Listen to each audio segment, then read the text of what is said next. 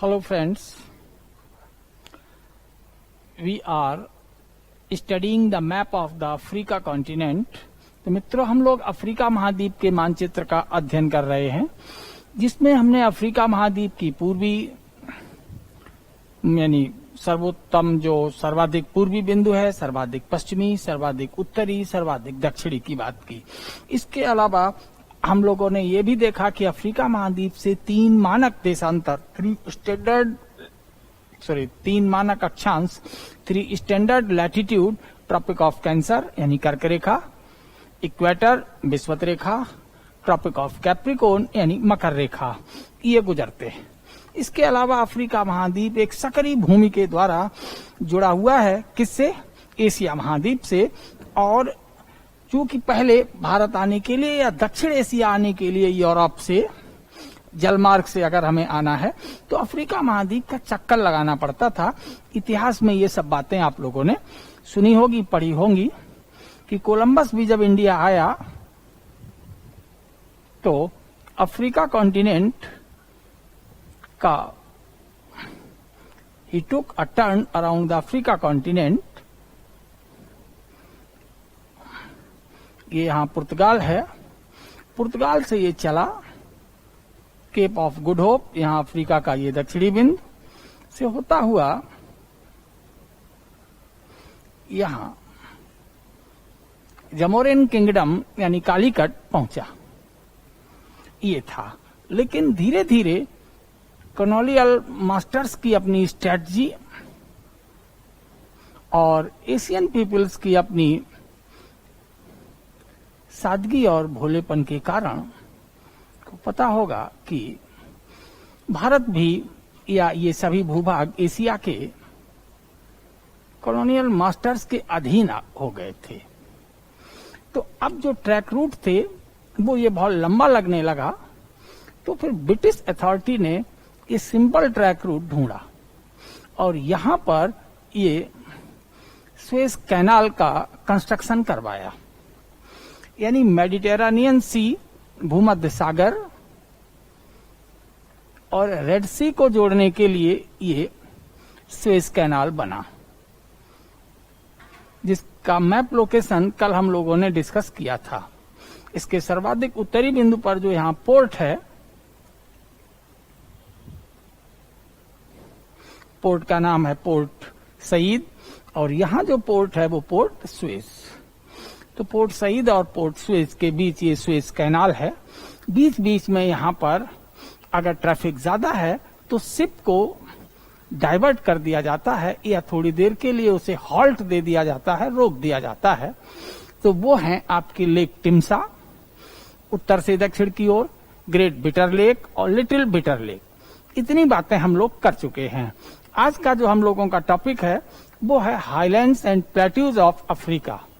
अब हम लोग फिजिकल मैप ऑफ अफ्रीका पर चलते हैं। अपने अपने एटलस पर आप लोग पहुंच जाएंगे।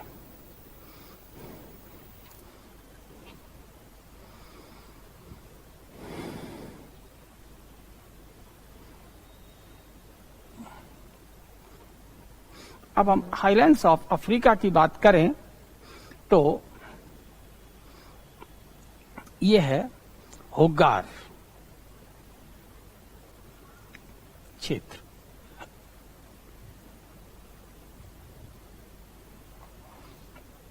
This is the तिबिस्त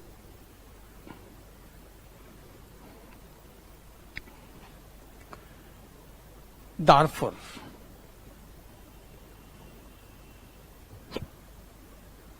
Libyan Desert तक फैला हुआ है दारफुर। ईस्ट अफ्रीकन हाईलैंड्स में यहां पर आएंगे। सबसे पहले ये इथोपियन हाईलैंड्स ये मेंशन होंगे। देन यहां आते हैं, this is Katanga plateau, Bié plateau. इस तरीके से यहां कई प्लेट्यू हैं और ज्यादातर अफ्रीका के फिजिकल मैप पर अगर हम कलर देखें तो 600 से 1500 मीटर की ऊंचाई का कलर है। कहीं कहीं इससे भी ज्यादा भूभाग हैं जहां पर ये ज्यादा डार्क ब्राउन कलर बने हुए हैं। तो ज्यादा डार्क ब्राउन या भूरे कलर हैं, मतलब वो ज्यादा ऊंचे भाग है। तो अफ्रीका महाद्वीप का जो अधिकांश भाग है वो पठारी ऊंचाई वाला है, इसीलिए इसे कहा जाता है यह पठारों से युक्त भूमि है। तो अगर हम लोग अपने नोट शीट पर आए तो हमारी हेडिंग हो जाएगी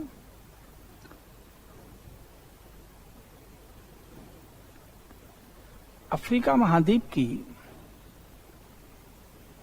उच्च भूमियां तथा पठार यानी हाईलैंड्स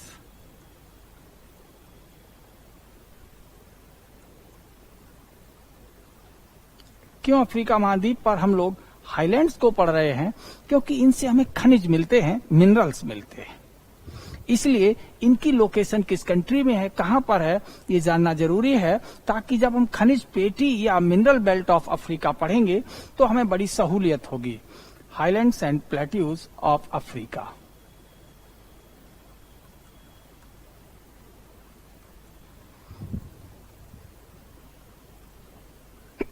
अफ्रीका महाद्वीप के उच्च भूमियां तथा पठार।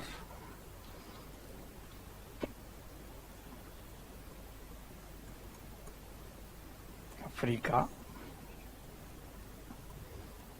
महाद्वीप की उच्च भूमियां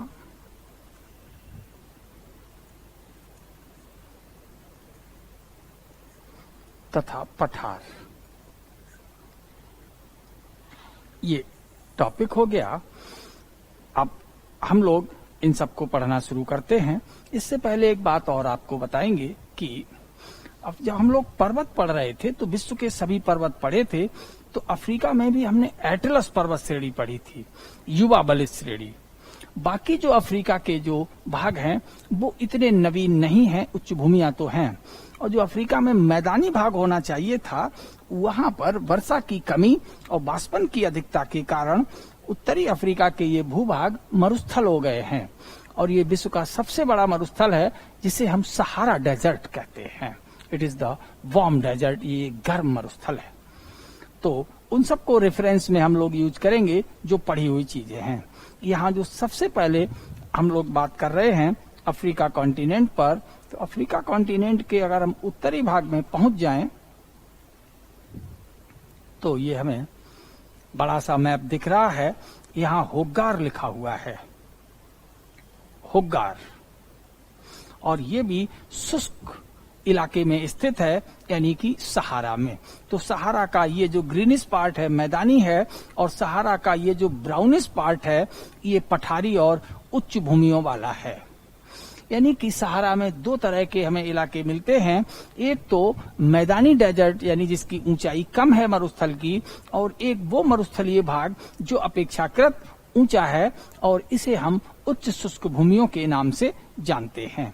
तो इसमें सबसे जो पहली बात आ गई वो है होग्गार। तो फर्स्ट जो उच्च भूमि है उसका नाम हम लोग लिख रहे हैं, नंबर 1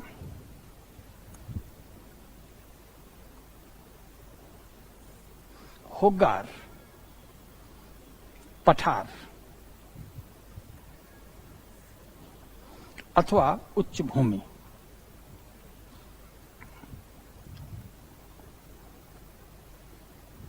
होग्गार प्लेट्यू।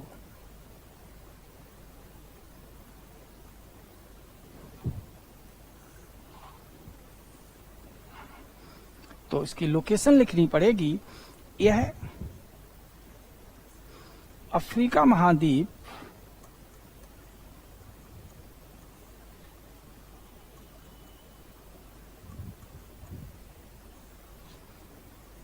की उत्तरी शुष्क भूमि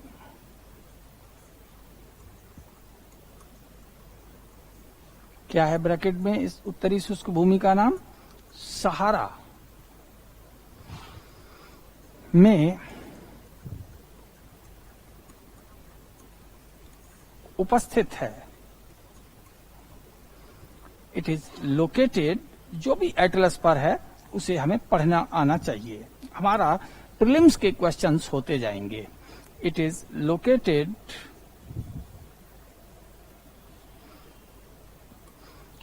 इन द नॉर्दर्न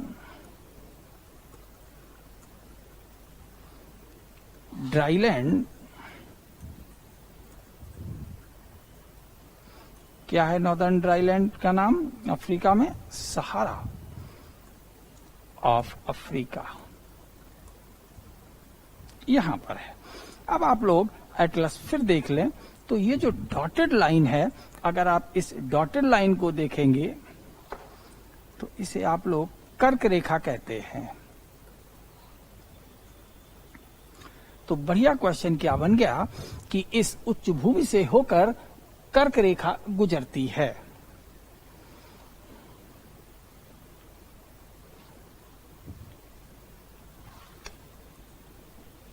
इस उच्च भूमि से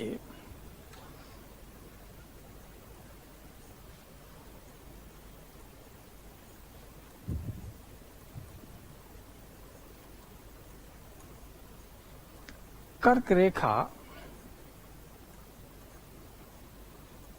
अंकों में कर्क रेखा को क्या कहते हैं? 23.5 डिग्री उत्तरी अक्षांश। कर्क रेखा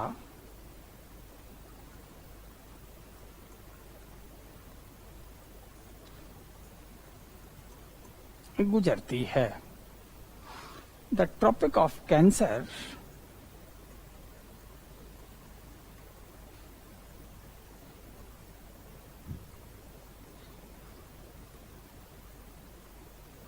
passes through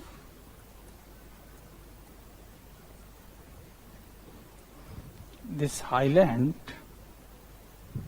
पहले यही पूछा जाता था कि सहारा डेजर्ट से गुजरता है। अब सहारा डेजर्ट के बजाय अब वो सहारा डेजर्ट के जो आंतरिक भाग हैं, बालू से भरे हैं, उन्हें या कठोर चट्टानों के बने हुए हैं, उन्हें पूछते हैं। तो इसका नाम है होगार रीजन या होगार प्लेट्यू। तो Tropic of Cancer passes through this highland, ये इंपॉर्टेंट। अब हम लोग जरा पॉलिटिकल मैप पर जाएं। अफ्रीका के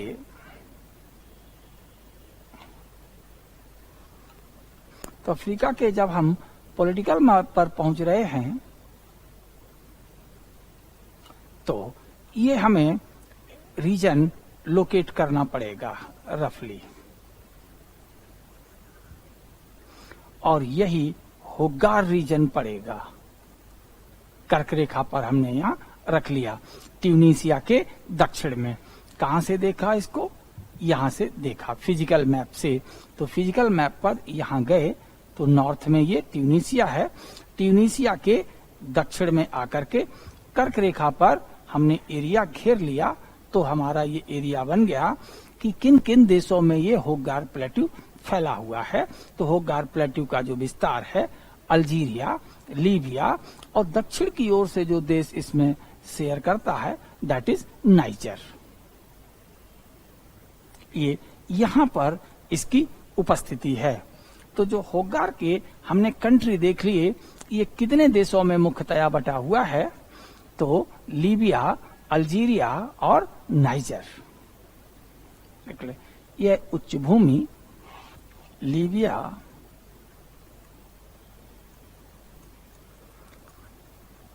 अल्जीरिया,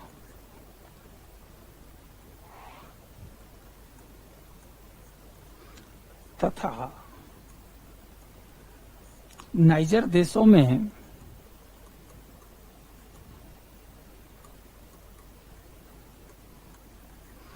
बटा हुआ है।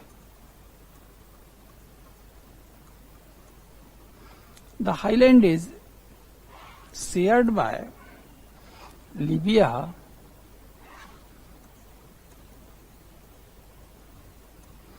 Algeria,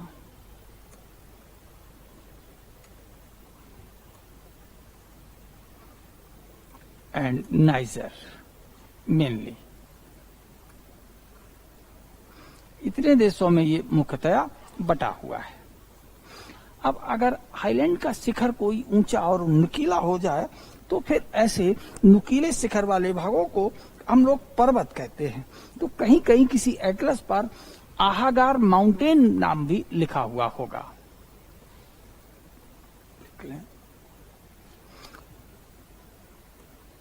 more lofty and steepy part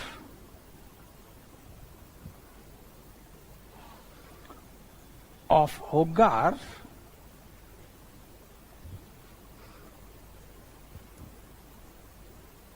plateau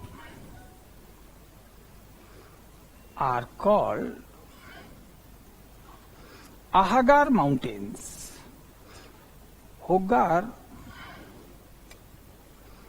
पठार के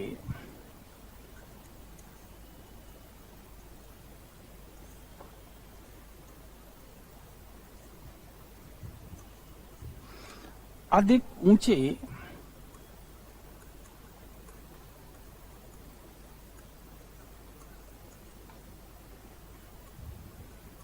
तथा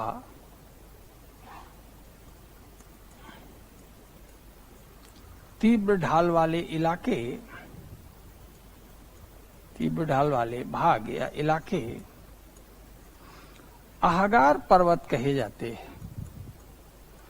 तो कहीं कहीं किसी एटलस पर अगर आहागार पर्वत लिखा हुआ है तो फिर कंफ्यूज होने की जरूरत नहीं है।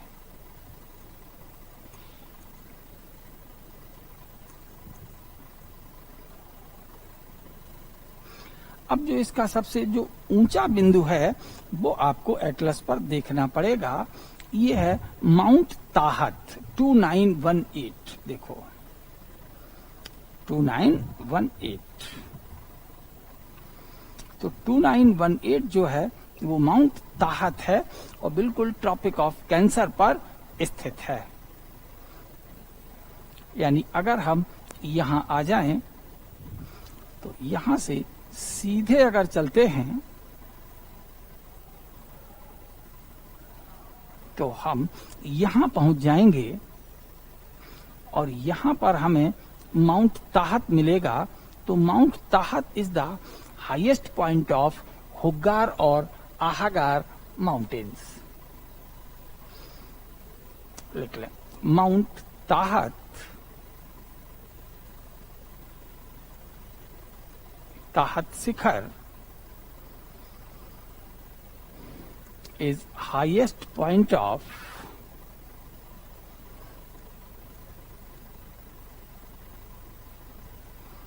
Hogar Highland.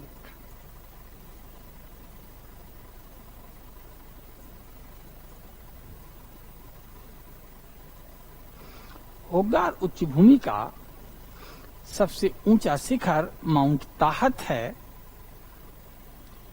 दैट इज जो कि अल्जीरिया में स्थित है। लोकेटेड इन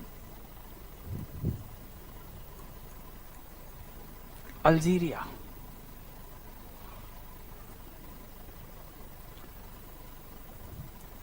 होगार उच्च भूमि का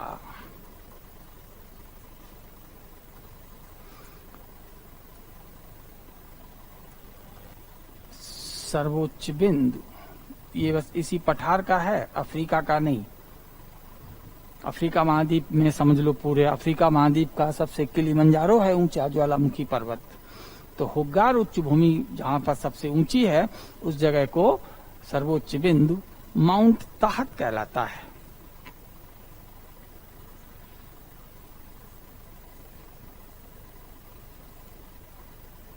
माउंट ताहत है जो अल्जीरिया में स्थित है। ये स्थिति इसकी। अब हम लोगों ने इतनी खास चीजें देख ली, एक बार फिर फिजिकल मैप पर नजर दौड़ा लेते हैं। ये रहा। अब जरा पॉलिटिकल मैप पर नजर दौड़ाते हैं। कोई खास चीज छूट रही हो ऐसा कुछ नहीं है। यहाँ पर अगर देखा जाए तो इस उच्च भूमि पर कितने देशों की सीमाएं मिल रही हैं? लीबिया 1, अल्जीरिया 2, नाइजर 3 और इधर से जो आ रहा है चाड। तो इस उच्च भूमि पर 4 देशों की सीमाएं एक दूसरे से मिलती हैं और यहाँ तक कि यहाँ कर्क रेखा जो है वो नाइजर को भी टच करता है और चाड को भी टच करता है, लेकिन ये कर्क रेखा को पार करके इससे उत्तर में नहीं जाते। तो इस तरीके से अगर बॉर्डर पूछा जाए तो मुख्यतया बटा 3 में है, थोड़ा सा भाग चाड यहाँ आके टच कर लेता है। तो कितने देशों की सीमाएं इस उच्च भूमि को स्पर्श करती हैं? तो आंसर हो जाएगा 4 देश, लीबिया, अल्जीरिया, नाइजर और Chad. Clear? Libya, Algeria, Niger and Chad. These are the 4 countries. So now, और इससे हमें कोई भी बड़ी नदी या छोटी नदी इसको आर पार करते हुए नहीं दिखती है, क्योंकि यह एक बहुत ही शुष्क इलाका है। तो there is the deficit of the surface water, और यहाँ सतही जल का एक बड़ा अभाव रहता है। नेक्स्ट, अब हम लोग दूसरी उच्च भूमि पर चलते हैं। तो होग्गार को हम लोगों ने पढ़ लिया, तो होग्गार के जस्ट बगल में आते हैं तो ये उच्च भूमि फैली हुई है तिबेस्ती, जहां पर इमीकुशी नामक पर्वत शिखर है 3415। चलिए हम लोग लिखते हैं तिबेस्ती प्लेट्यू। तो वही लोकेशन है, यानी अफ्रीका के उत्तरी शुष्क भूमि में उपस्थित है, सहारा में उपस्थित है।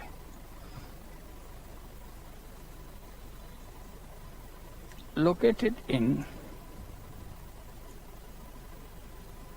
सहारा of Africa, Sahara of Africa.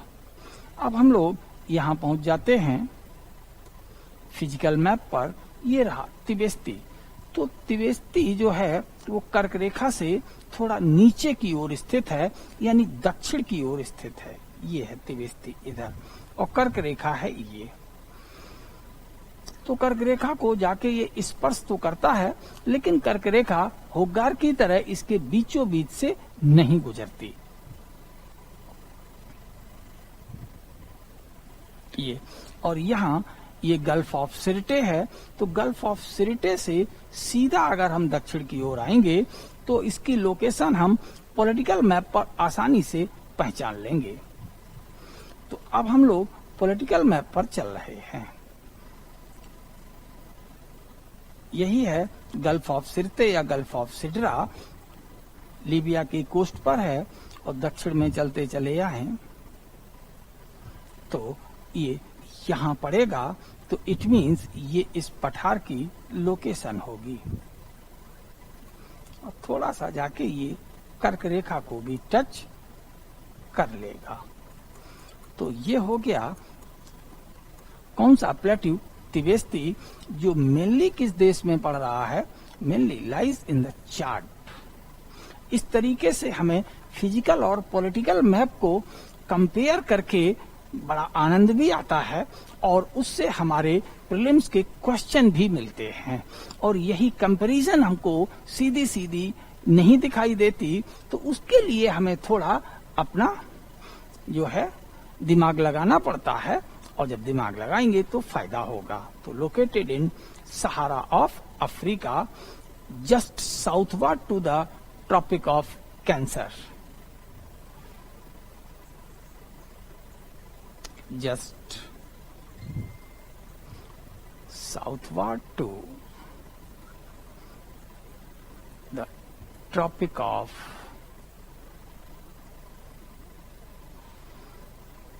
Cancer। अब ये इसकी लोकेशन हो गई, जरा लिख लें।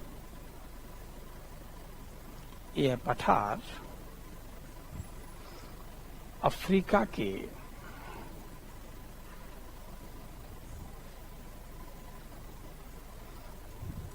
सहारा मरुस्थल में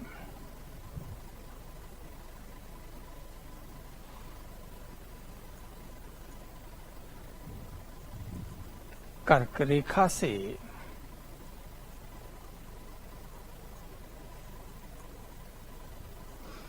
ठीक दक्षिण की ओर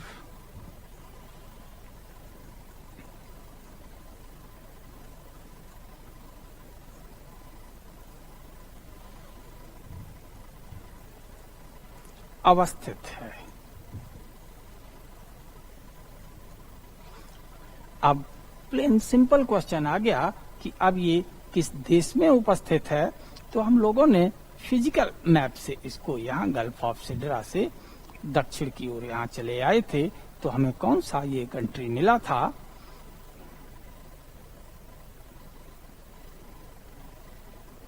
ये चार्ट देश। तो it mainly located in the chart.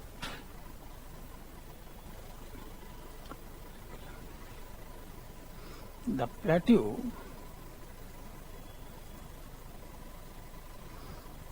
of Tibesti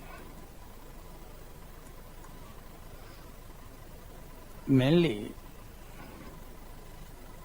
located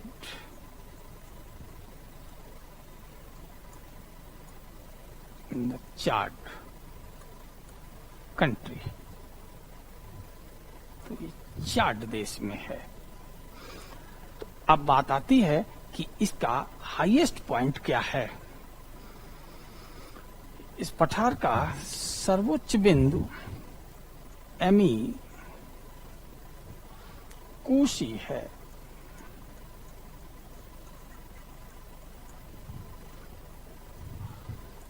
The highest point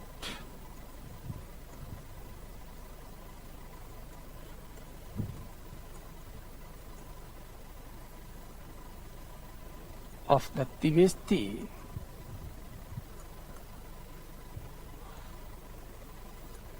is Emi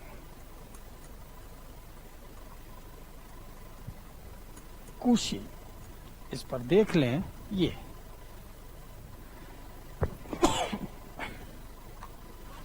this one is the Emi Kushi, 3415 meter from sea level. This is the Emi Kushi।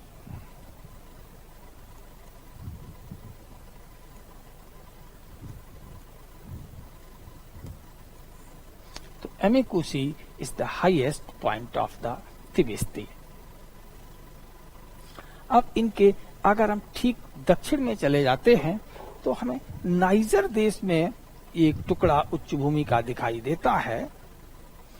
This is known as the Air plateau. Air plateau, Air पठार।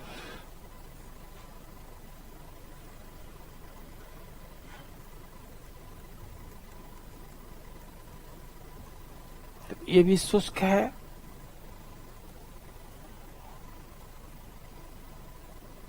यह niger देश के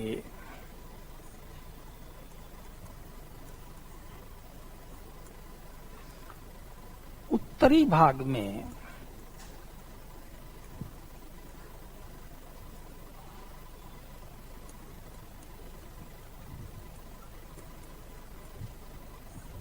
उपस्थित है। It is located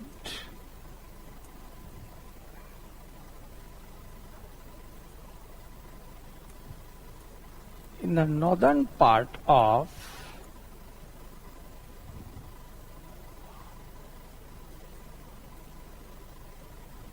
Niger।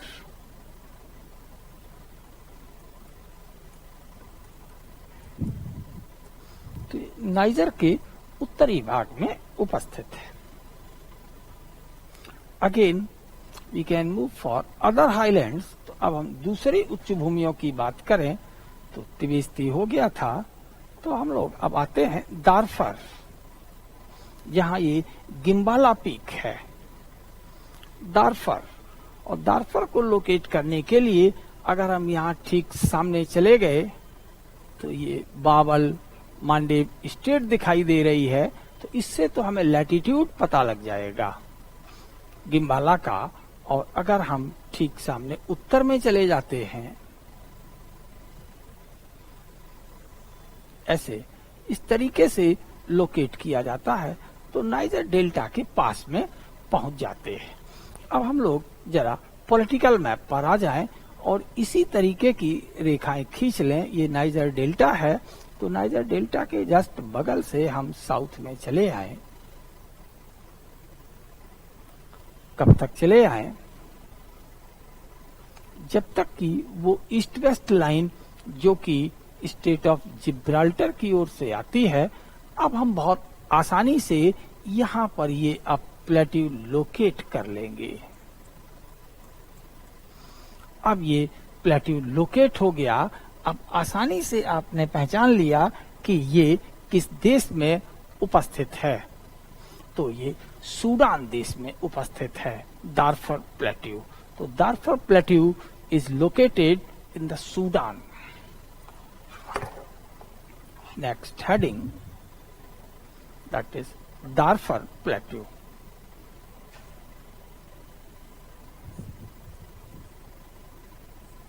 Darphal पठार, यही इनकी location बहुत पूछी जाती है। दारफर प्लेट्यू,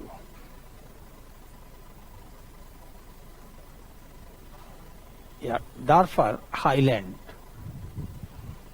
सीधा इसके लिए लिख देंगे। यह सूडान देश में स्थित है।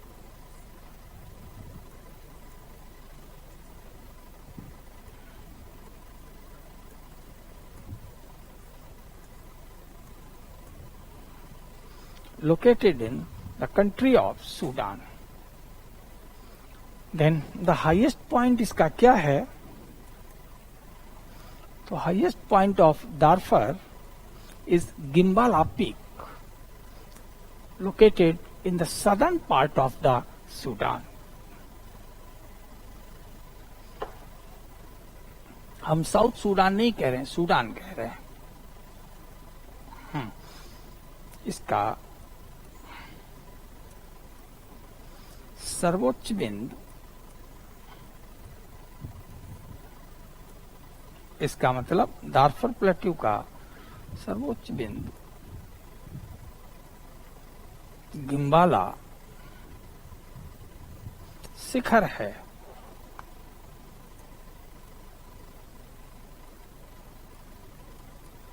जो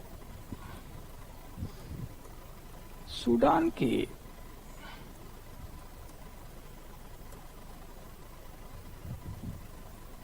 दक्षिणी भाग में उपस्थित है।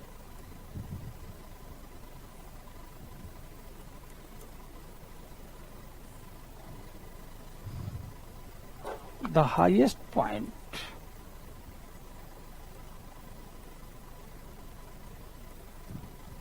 of Darfur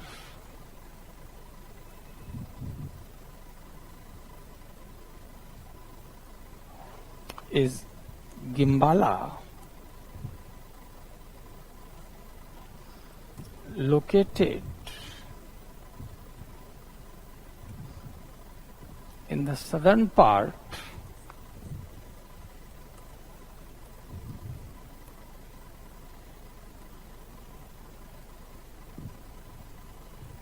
of Sudan. तो सूडान के ये दक्षिणी भाग में है। अब इससे और कुछ ज्यादा नोट नहीं करना, फिर भी एक बार आप इसको देख लें। तो ये रहा। लेकिन अब यहाँ हम अफ्रीका के इधर पूर्वी भाग की ओर आ रहे हैं। तो अब ये शुष्क तो है दारफर, लेकिन इसके आसपास जैसे सुड रीजन है, तो सुड वगैरह के बीच में अब यहाँ पर चारी जैसे ड्रेनेज सिस्टम फ्लो करते रहते हैं। तो चारी जाके लेक चाड में गिरता है, और इधर सोबर है, व्हाइट नाइल है। तो दारफर प्लेट्यू के ठीक पूर्व की ओर जो हम कहें तो श्वेत नील नदी बहती है, और वहीं खार्तूम है जो कि सूडान की कैपिटल है। वहां व्हाइट नाइल और ब्लू नाइल यानी कि ये श्वेत नील नदी और ये नीली नील नदी, ये दोनों जाके यहाँ खार्तूम में मिलती हैं। तो just eastward to the Darfur plateau the river White Nile flows. तो उसके ठीक पूर्व में जो नदी है उत्तर की ओर बहती हुई जा रही है, इसे हम व्हाइट नाइल कहते हैं, श्वेत नील कहते हैं। और इधर ये इथोपियन हाईलैंड्स हैं, यानी बहुत इंपॉर्टेंट पॉइंट ये बनता है कि नील नदी जब सूडान को पार करती है तो ये किस गर्त या गड्ढे से होकर बहती है, तो ये गड्ढा है जिसके पूर्व में इथोपिया की उच्च भूमियां हैं और पश्चिम में दारफर प्लेट्यू है। तो इसी अंतराल या गैप से होकर ये व्हाइट नाइल रिवर गुजरती है जो कि लेक विक्टोरिया की ओर से आती है। दक्षिण में आपको हमने बताया था कि काल्डेरा झील विक्टोरिया है। तो यहां से ये जो वाटर चला,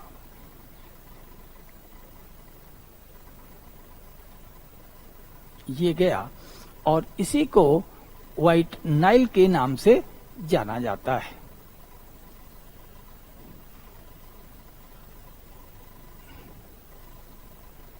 और यही व्हाइट नाइल इसके दारफर और इथोपियन हाईलैंड से एक और ये रिवर जा रही है नाइल। दोनों यहाँ कैपिटल सूडान की जो कैपिटल है खार्तूम, यहाँ मिलती है। फिर इन दोनों नदियों का ये जो पानी है एक साथ मिलकर के अब डेजर्ट को पार करता है, सहारा डेजर्ट को।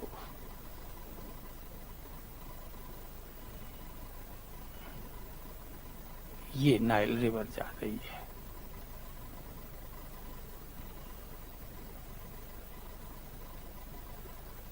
ये गई और ये डेजर्ट का वो भाग जो नील नदी से पूर्व की ओर है लेकिन गल्फ ऑफ सुएज से पश्चिम की ओर है, ये ईस्टर्न डेजर्ट कहा जाता है। यही दुनिया की सबसे लंबी नदी है, क्योंकि चली कहां से देखें तो यहाँ इक्वेटर से चली और यहाँ पर ये कर्क रेखा को पार करती हुई उत्तर में जाकर भूमध्य सागर में ये रिवर डेल्टा बनाते हुए गिरती है। तो ये बड़े इंपॉर्टेंट फीचर हैं जिन्हें हमें देखना पड़ता है। इसलिए दारफर प्लेट्यू इंपॉर्टेंट हो जाता है, सूडान देश में है। तो दारफर प्लेट्यू के पूर्व की ओर ही नील नदी की घाटी है। ये इंपॉर्टेंट पॉइंट है।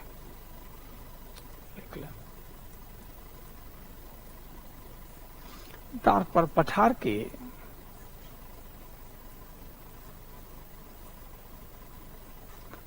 पूर्व की ओर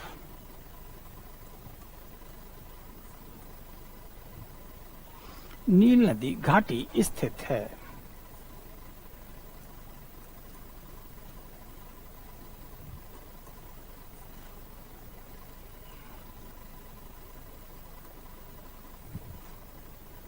और नील नदी घाटी कई देशों में है, केवल सूडान में नहीं है। सूडान के बाद ये इजिप्ट में भी इसका एक बड़ा भाग आता है।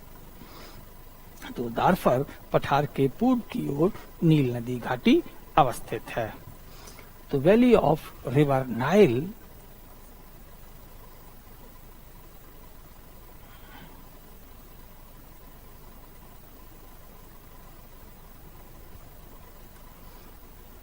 is located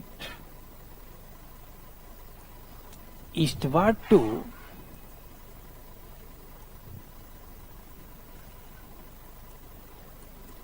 Darfur Plateau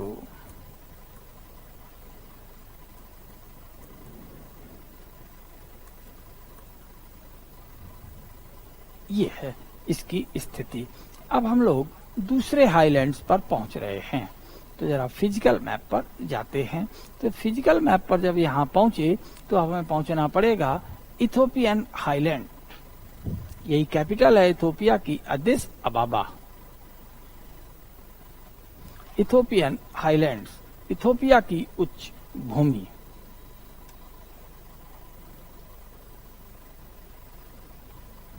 Ethiopian highlands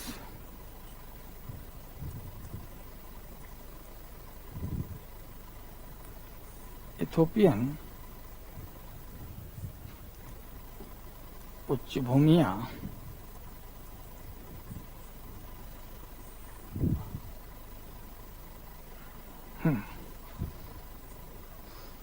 यह है अफ्रीका के पूर्वी भाग में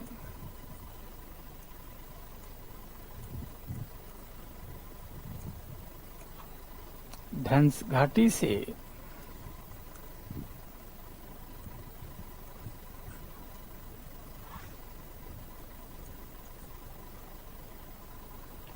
पश्चिम की ओर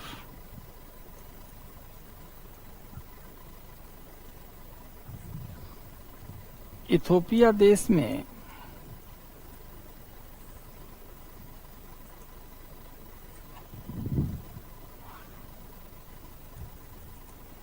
उपस्थित है।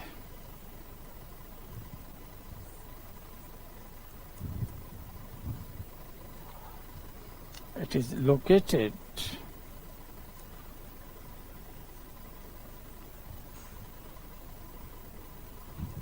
in the eastern part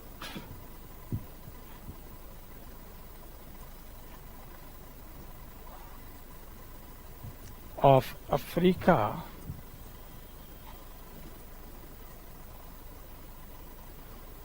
just west to the Rift Valley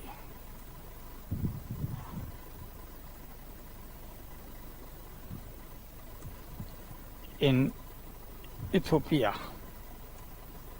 तो इथोपिया देश में ही रिफ्ट वैली से पश्चिम की ओर स्थित है और इसी उच्च भूमि पर इथोपिया की राजधानी अदिस अबाबा है।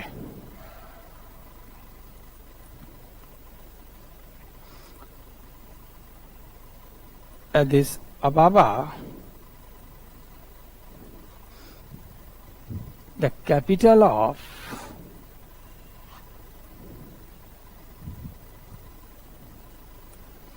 Ethiopia, located at the highland। Ethiopia की राजधानी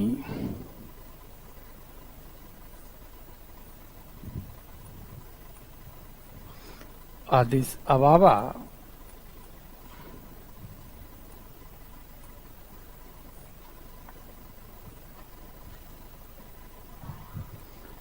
इसी उच्च भूमि पर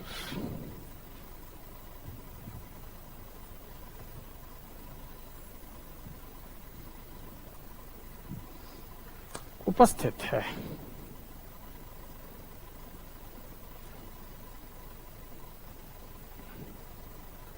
या अवस्थित है। अब हम लोग फिर फिजिकल मैप पर जाते हैं।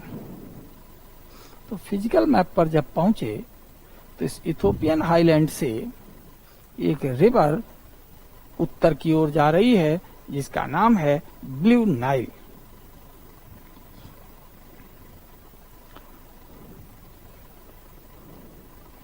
इस उच्च भूमि से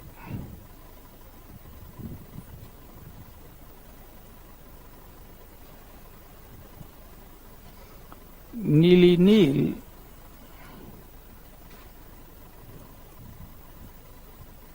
नदी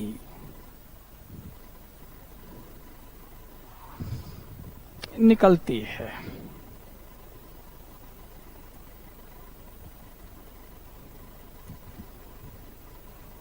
जो उत्तर की ओर बहती हुई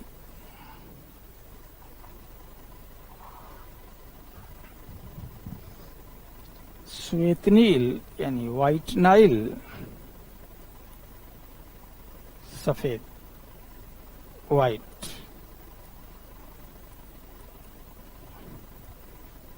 यानी ब्लू नाइल और व्हाइट नाइल, नील से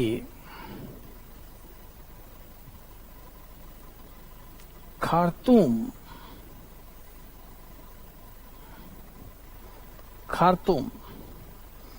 शहर, खार्तूम शहर क्या है? सूडान की राजधानी।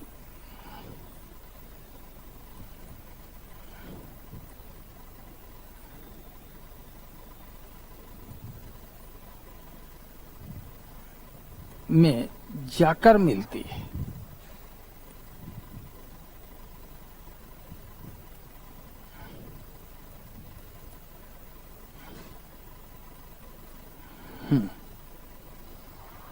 द रिवर ब्लू नाइल, नीली नील को ब्लू कहते हैं,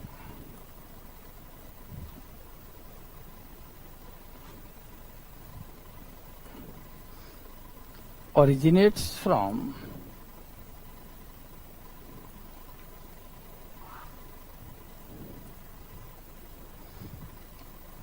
Ethiopian islands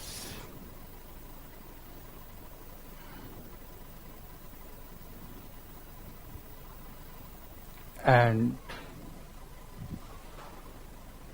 meet to White Nile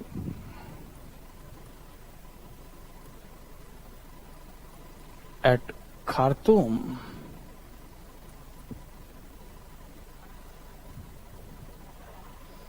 the capital of Sudan.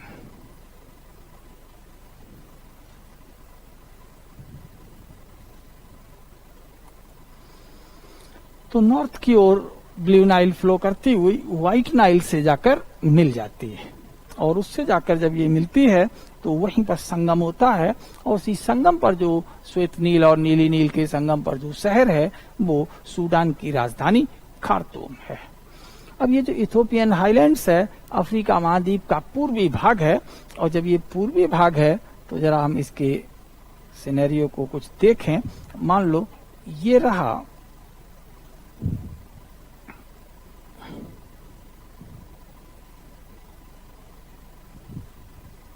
पूर्वी भाग अफ्रीका का, और इस पूर्वी भाग में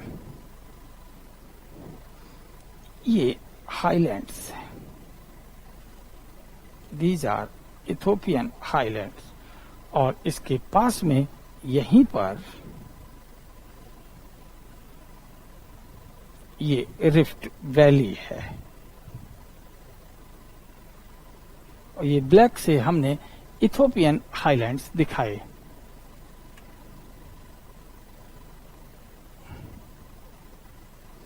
और यहां आ जाएं तो ये रेड सी है,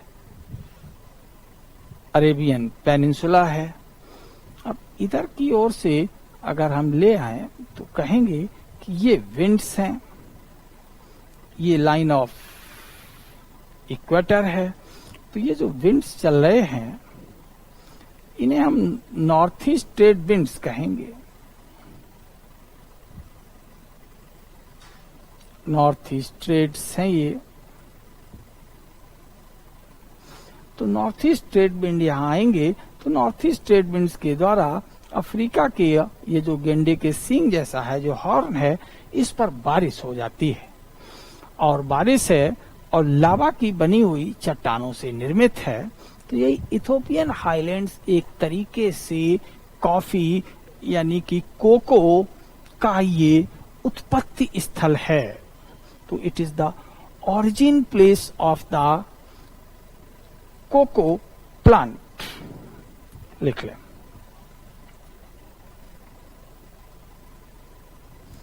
तो इथोपियन उच्च भूमि कोको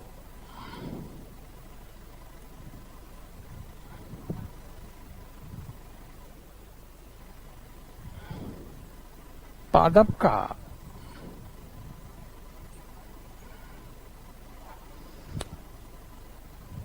उत्पत्ति क्षेत्र है।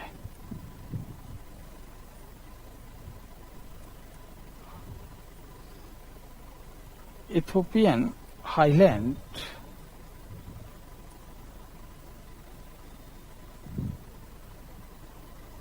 is origin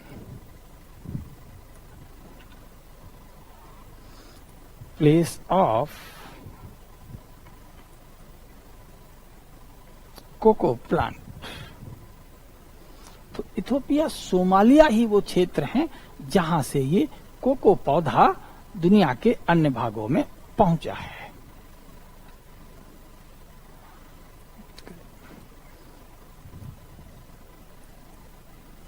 अर्थात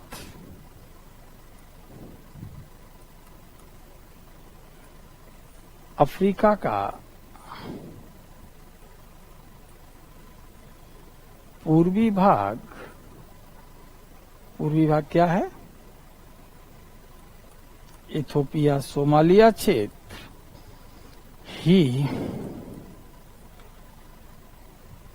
कोको का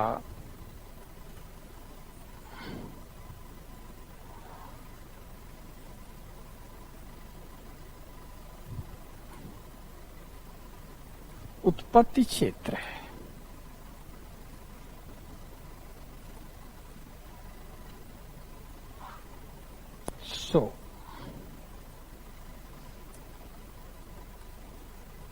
इथोपिया सोमालिया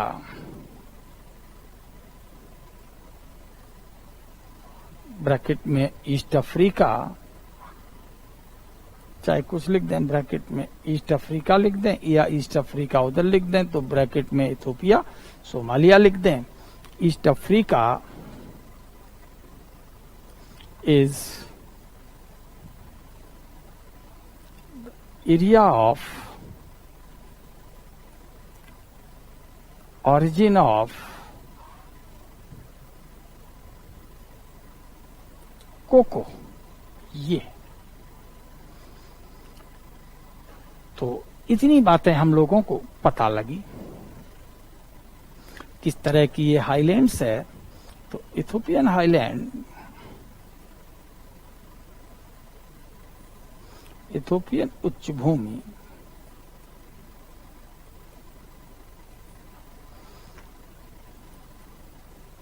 लावा के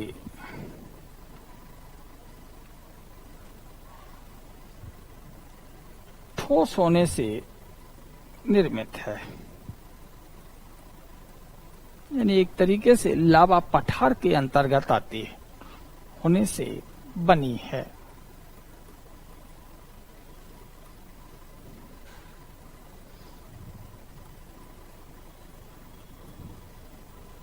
इसलिए यहाँ लावा पठार उपस्थित है। तो लावा पठार के एग्जाम्पल में तो नॉर्थ अमेरिका में कोलंबिया दिखा था, तो यहाँ हमें इथोपिया मिल रहा है।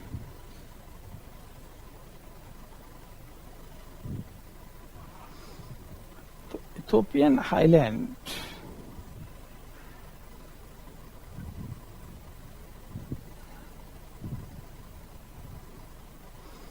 are formed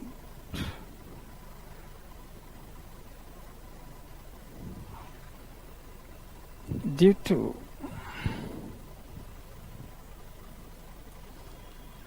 solidification of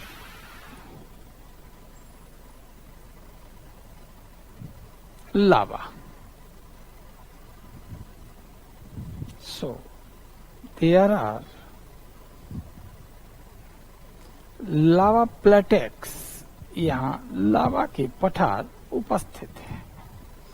और लावा प्लेटेक्स का नाम हम लोगों ने एक्सट्रूसिव बहिर्जात ज्वालामुखी आकृतियों में पढ़ा था। इसीलिए कहा था कि कभी हम लोग कंसेप्ट पढ़ लेते हैं तो मैप पर वो काम आते हैं, और कभी मैप से हमें बहुत सारी चीजें पता लगती जाती है।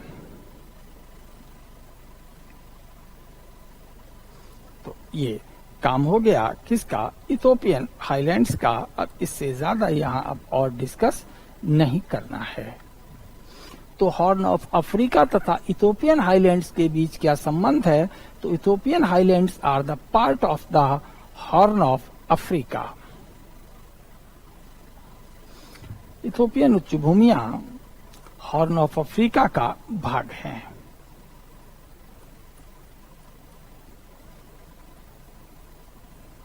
इथोपियन उच्च भूमियां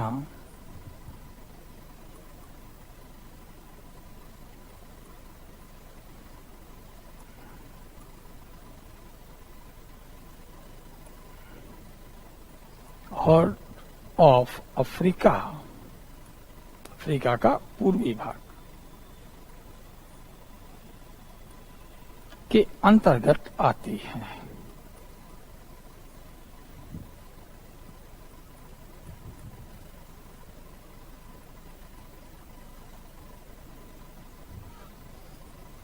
Ethiopian highlands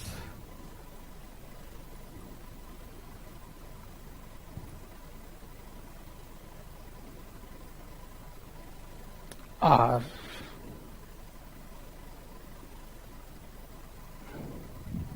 included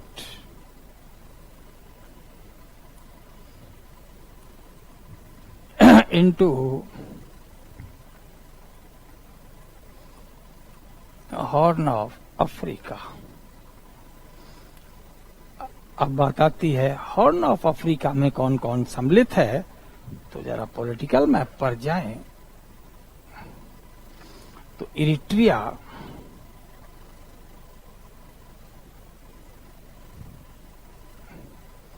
this is the part, ये है गेंडे के सींग जैसा भूभाग जिसे हम हॉर्न ऑफ अफ्रीका कहते हैं।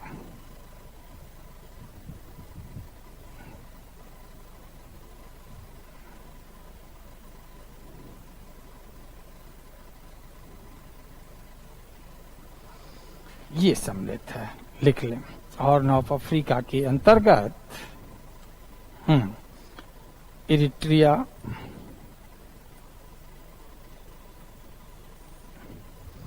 जिबूती ये देश हैं, इथियोपिया,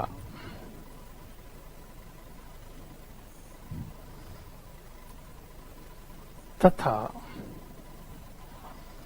सोमालिया स्थित है।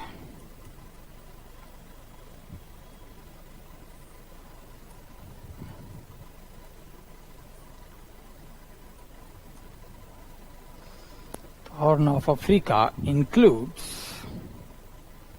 क्या क्या इंक्लूड करता है horn of Africa? Eritrea, Djibouti, Djibouti नाम सुना होगा, चाइना ने यहाँ पर पोर्ट बनाया था।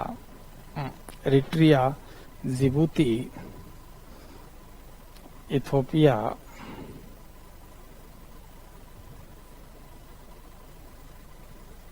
And Somalia. अब मैप से देखने पर या वैसे भी डायग्राम में देखने पर ऐसे लगता है कि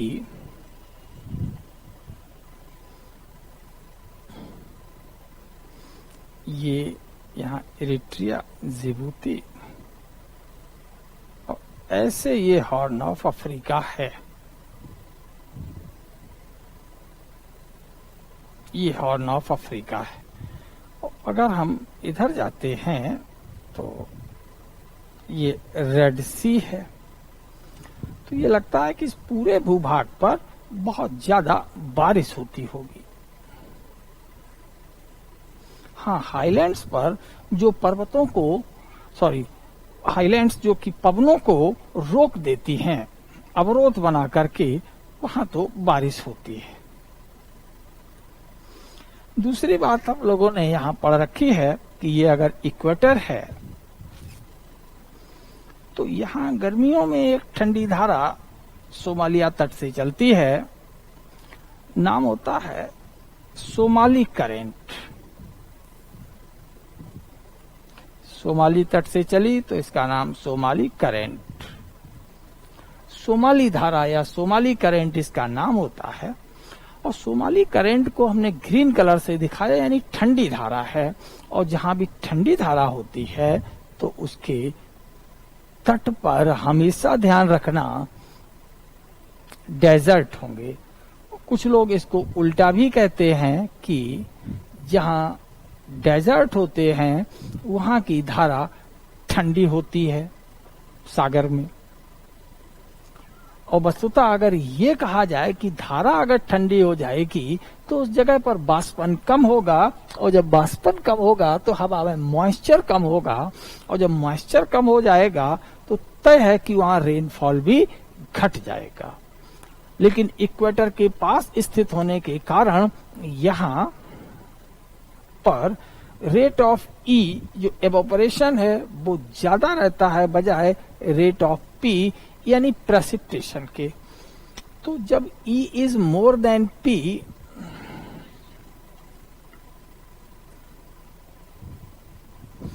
तो फिर तय है डेजर्ट बन जाएगा, और ये जो यहाँ डेजर्ट हमें दिखाई देगा, अब आप लोग फिजिकल मैप पर इस डेजर्ट को ढूंढें तो बड़ी आसानी से मिल जाएगा। Name of the desert is Ogaden desert. लेकिन जैसे जैसे इस ग्रीनिश कलर से येलोइश से ये ब्राउन और डार्क ब्राउन कलर होता जा रहा है, यानी अवरोध बढ़ते जा रहे हैं, और अवरोध बढ़ने के कारण अब बारिश भी तीव्र होती जाती है। इसीलिए इथोपियन हाईलैंड तक वर्षा बढ़ती है, लेकिन यहाँ कोस्ट के पास बहुत ही कम वर्षा है,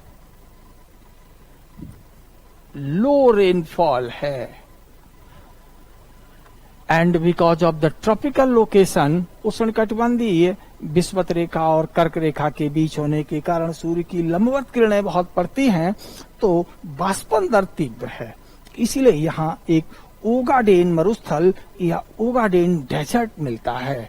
तो अभी तक आपको जो गर्म मरुस्थल मिले, जो वार्म डेजर्ट मिले, वो अफ्रीका हो या किसी अन्य महाद्वीप के पश्चिमी भाग में मिले, लेकिन यहाँ ये एक बहुत चौंकाने वाला तथ्य है कि अफ्रीका महाद्वीप का जो पूर्वी भाग है, जिसे हम हॉर्न कहते हैं, इसके तट पर यानी पूर्वी तट पर भी हमें गर्म मरुस्थल मिलते हैं। तो सामान्यतः हमें जो वार्म डेजर्ट मिलते हैं वो पश्चिमी तट पर, और जो ठंडे डेजर्ट मिलते हैं वो पूर्वी तट पर। लेकिन यहाँ हॉर्न ऑफ अफ्रीका, जो कि अफ्रीका महाद्वीप का पूर्वी भाग है, हमें गर्म मरुस्थल मिल रहा है। ये अपने विशिष्ट स्थानीय कारकों की वजह से है। तो जरा लिख लें, हॉर्न ऑफ अफ्रीका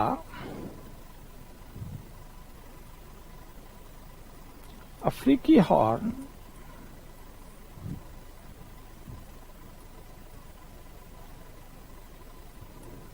की पूर्वी तटीय क्षेत्र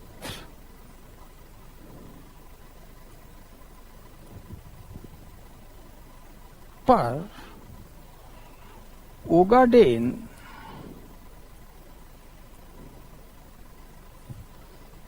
मरुस्थल स्थित है।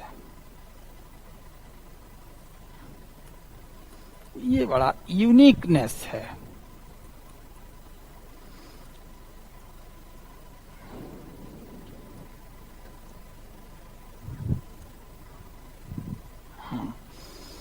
Desert Ogaden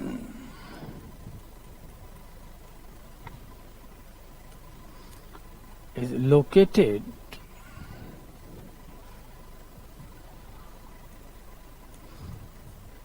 in the eastern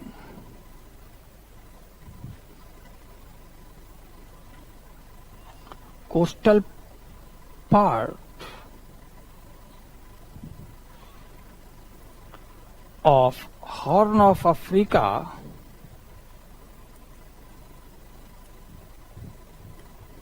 और जबकि गर्म मरुस्थल हमें महाद्वीपों के पश्चिमी भाग में मिलते हैं। जबकि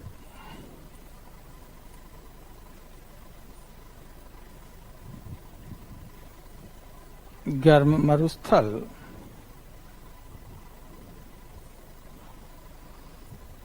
महाद्वीपों के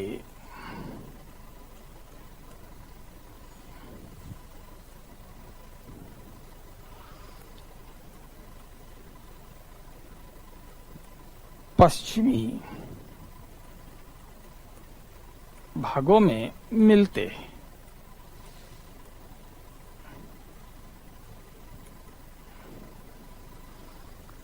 while warm desert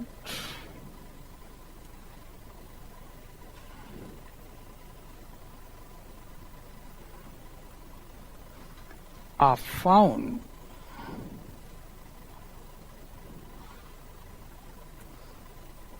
in the western part of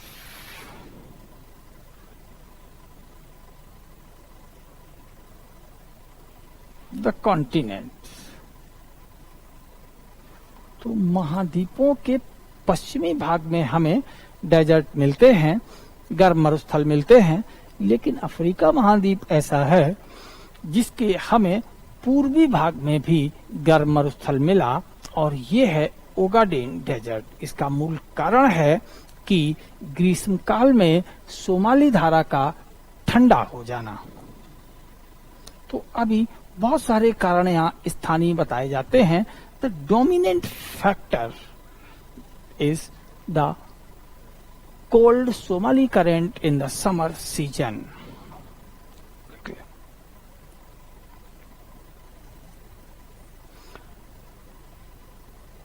इसका मुख्य कारण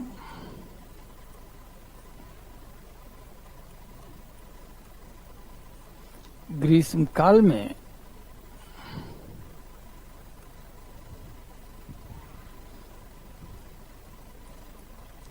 ठंडी समुद्री धारा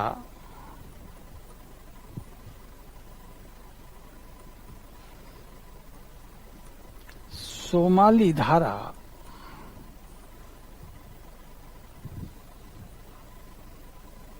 का बनना है।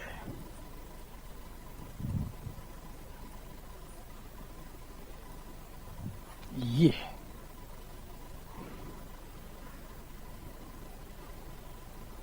one of the main regions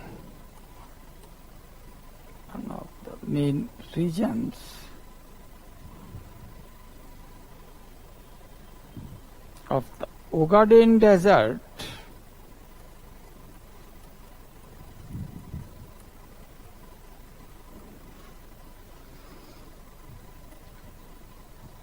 at Horn of Africa।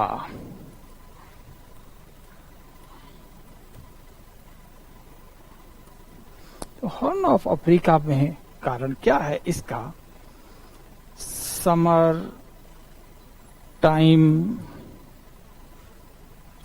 Cold, Somali current. तो ये ग्रीष्मकालीन सोमाली धारा है जो यहाँ पर वर्षामान को घटा देती है, और उसके कारण यहाँ डेजर्ट की उपस्थिति है।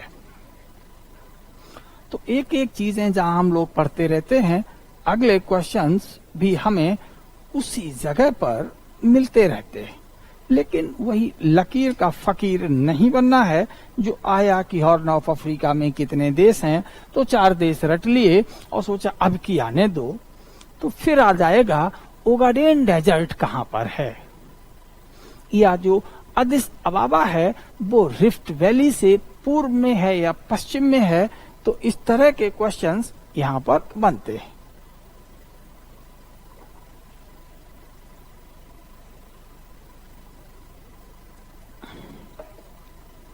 यानी जो क्षेत्र आया है उसे गौर से अगर हम देख लें तो हमारे अगले क्वेश्चंस आसानी से हो जाते हैं।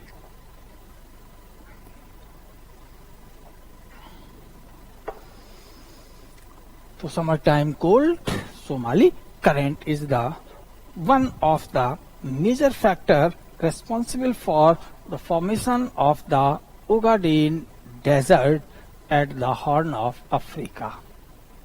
ये हो गया।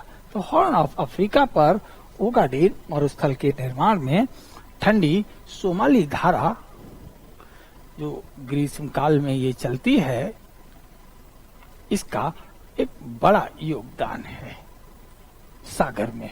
अब क्लियर? यहाँ ये है rift valley, this is the east rift valley. तो इस ईस्ट रिफ्ट वैली से अगर हम पश्चिम की ओर जाएं तो हमें इथोपियन आइलैंड का जो शहर है अदिस अबाबा मिलता है। तो ये भी एक बड़ा रिमार्केबल फीचर है ईस्ट रिफ्ट वैली अफ्रीका महाद्वीप का, क्योंकि ये रिफ्ट वैली सूडान के डेड सी से शुरू होती है, ये देखो, और फिर डेड सी से आकर के ये रेड सी, तो रेड सी इसी रिफ्ट वैली में स्थित है और लगातार ये रिफ्ट वैली फैल रही है। ये चली यहां से, ये रिफ्ट वैली के ही बिखराव हैं यहां पर। तो इसे हम लोग भ्रंशन प्रक्रिया पर भी डिस्कस कर चुके हैं, तो यहां केवल मैप में रेफरेंस के रूप में यूज कर रहे हैं। अब हम लोग दूसरी हाईलैंड्स की ओर पहुंचते हैं। तो इसमें यहां भी काफी उच्च भूमियां थी, जो कि बहुत प्राचीन भूमि हुआ करती थी। ये मैदान तो नहीं है, आज भी ये एक घिसी हुई उच्च भूमि है। इसे कांगो बेसिन कहते हैं, क्योंकि यहाँ जो पर्वत है मिटुम्बा, और मिटुम्बा पर्वत से एक नदी अपने सपरिवार यानी सहायक नदियों के साथ बहती है, जिसे हम कांगो या जायरे रिवर कहते हैं। तो कांगो या जायरे के ड्रेनेज सिस्टम ने अफ्रीका के इस प्राचीन भूभाग को बहुत अधिकता घिस दिया है, और इसकी जो हाइट है, अब आप लोग जरा इसी मैप पर रहें और ढूंढें, कलर से मैच करें कि कांगो हाइट या कांगो बेसिन की जो भूमियां हैं उनकी ऊंचाई कितनी है। अब ये 300 से 600 मीटर के बीच है कांगो बेसिन। चलिए अब हम लोग एक हेडिंग और लिखते हैं, कौन सी? कांगो द्रोणी। तो अब द्रोणी कहते ही लोग कटोरा समझते हैं और निम्न भूमि समझते हैं। तो ये बेसिन जैसी हमें इसलिए दिख रही है क्योंकि इसके पड़ोसी ऊंचे हैं। तो अगर हमारे पड़ोसी ज्यादा पैसे वाले हैं तो हम गरीब कहे जाएंगे, और अगर हमारे पड़ोसी पुअर हैं, वीक हैं हमसे भी, तो हम वहां स्थानीय स्तर पर कुछ अमीर हो जाते हैं। ज्योग्राफी में यानी भूपटल पर जो सतह के जो नाम होते हैं वो एक तरीके से रिलेटिव अध्ययन यानी सापेक्षिक स्थिति को प्रस्तुत करते हैं। तो अगर हम यहाँ फिजिकल मैप पर जाते हैं तो पूर्व में, दक्षिण पूर्व में इसकी ऊंची भूमियां हैं, जैसे मिटुम्बा माउंटेन्स हैं।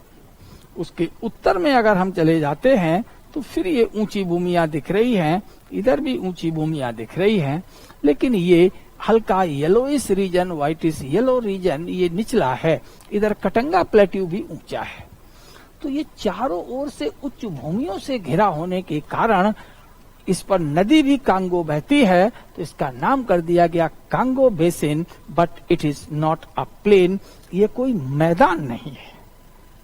अगर ये मैदान होता तो औषधि चट्टानें होती और सेडिमेंट्री रॉक पर एक फर्टाइल सॉइल जैसा इलाका होता, लेकिन यहाँ कोई फर्टाइल सॉइल नहीं है। पुरानी घिसी पिटी चट्टानों का इलाका है जिस पर बहुत सारे जलप्रपात हैं, यानी कि जो कांगो या जायरे नदी है थोड़ी दूर बहती है तो फिर एक वाटरफॉल बना के नीचे गिरती है, फिर बहती है, फिर गिरती है। इसीलिए कांगो नदी में नाव चलाना संभव नहीं है, क्योंकि थोड़ी दूर चलने के बाद नाव कुछ मीटर नीचे गिरेगी वाटरफॉल से तो टूट जाएगी। That's why Congo being a large mighty drainage but not suitable for navigation, इसीलिए कहा जाता है कि कांगो एक बड़ी विशाल नदी तो है जिसमें जल भी है, लेकिन ये नौकायन के लिए, नौ परिवहन के लिए उपयुक्त नहीं है, because major part of the Congo basin is highland और प्लेट्यू। क्योंकि कांगो बेसिन कि जो द्रोणी है, जहां ये जलधाराएं बह रही हैं, वो पठारी या उच्च भूमियों वाला है। और पठार से पानी जैसे ही नीचे गिरता है तो स्टीपर स्लोप से नीचे गिरेगा तो वाटरफॉल मिलेंगे। जैसे कर्नाटक पठार हमारा, और उसके आसपास तमिलनाडु का इलाका, तो जो भी हमारी कावेरी या उसकी सहायक नदियां हैं, उन सब में हमें जलप्रपात की एक बड़ी संख्या मिलती है। तो कांगो बेसिन, यद्यपि यहाँ तकनीकी और पूंजी की कमी है, नहीं तो यहाँ जल विद्युत उत्पादन का पोटेंशियल है। इसलिए जहां मैदानी सा भाग है, अगर हम सागर की ओर से आए तो ये स्थिति दिख रही है नदी की, तो जरा हम रेड मार्क से लगाएं तो कुछ नौकाएं यहां तक चली आएंगी, लेकिन अब प्लेट्यू आ गया, कलर दोनों ओर, इधर भी प्लेट्यू हो गया, इधर भी। तो यहां पर आकर के यूरोपियंस का जब यहाँ पेनिट्रेशन होता है, यूरोपीय पहुंचते हैं, तो उन्हें ये दो जगह सुटेबल मिलती है। एक जगह ब्राज़ाविले सिटी बनती है तो दूसरी जगह किंशासा सिटी बनती है। और देखा जाए यही छोटा कांगो और बड़ा कांगो की आज कैपिटल है, यानी एक नदी के उत्तर में तो दूसरी नदी के दक्षिण में स्थित है। तो river is the international boundary, static boundary. एक ही कल्चर के लोग हैं, एक ही इलाके में हैं, but because of the few political interest, diverse political interest, there are the two different states, one the Congo, another is the Zaire. The official name of the Zaire is Democratic Republic Congo. हम लोग इन सब चीजों को political map पर भी देखेंगे तो एक एक इलाका काफी इंपॉर्टेंट है। और Africa is known as the mineral और resource belt of the world, और अफ्रीका को खनिज या संसाधन पेटी के नाम, प्राकृतिक संसाधन पेटी के नाम से जाना जाता है, नेचुरल रिसोर्स बेल्ट जाना जाता है, इसलिए भी इंपॉर्टेंट है। इक्वेटर है यहीं पर, तो वर्षा भी अच्छी है, सनरेज यानी हीट भी अच्छी है, तो नमी में अगर वनस्पतियों के सीड गिरेंगे तो उगेंगे, तो फिर यहाँ डेंस फॉरेस्ट भी है। तो बायोडायवर्सिटी के हिसाब से, रेनफॉल के हिसाब से, और यहाँ के कई एथनिक ग्रुप यानी कि ट्राइब्स भी लोगों को अध्ययन के लिए आकर्षित करते हैं। तो यहाँ हम लोग कई आज इंपॉर्टेंट बातें कांगो बेसिन पर देखेंगे, जबकि कांगो बेसिन अध्ययन में अक्सर लोग इसे इग्नोर करते रहते हैं मैप पर। It is just like the Mahanadi basin in the eastern part of India. जैसे भारत के पूर्वी भाग में महानदी बेसिन है, छत्तीसगढ़ और उड़ीसा का भाग, तो वो भी upper part of the Mahanadi है। और वहां भी एक पुरानी भूमि ऊंची हुआ करती थी, जिसमें लगातार अनाच्छादन और अपरदन, डिनुडेशन और इरोजन के कारण वो भूमियां घिस गई। अब उसके चारों ओर की भूमियां हमें अपेक्षाकृत छोटा नागपुर प्लेट्यू, पूर्वी घाट, और इधर आपका दूसरे प्लेट्यू, मैकाला रेंज ऊंचे दिखाई देते हैं, तो फिर उसे हम महानदी बेसिन कह देते हैं। But they are not just like the Ganga basin. तो भारत में महानदी बेसिन, अफ्रीका में कांगो बेसिन, हमारे गंगा बेसिन जैसे नहीं है।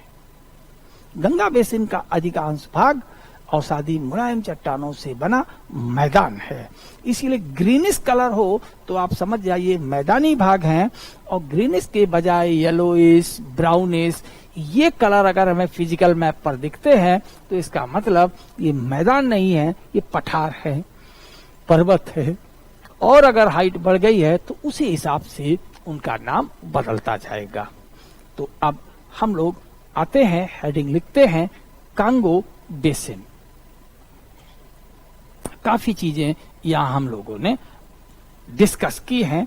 अब केवल डिस्कस कर दिया जाए तो छूट जाएगा, तो अन्य बिंदुओं की तरह इसे भी हम लोग लिखना शुरू करते हैं। तो फर्स्ट, कांगो द्रोणी।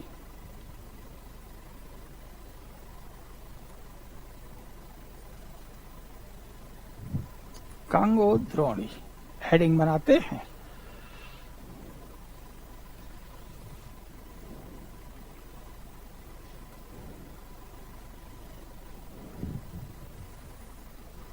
Congo basin. यह एक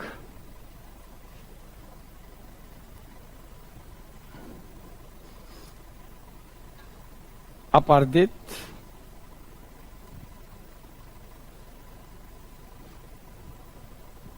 अनाच्छादित,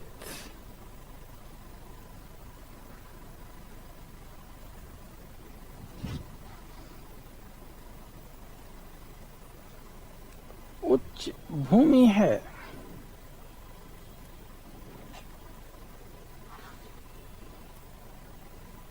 it is a eroded, denuded highland।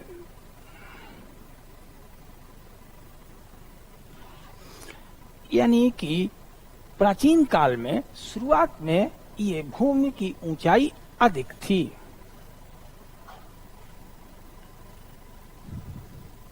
यह प्रारंभ में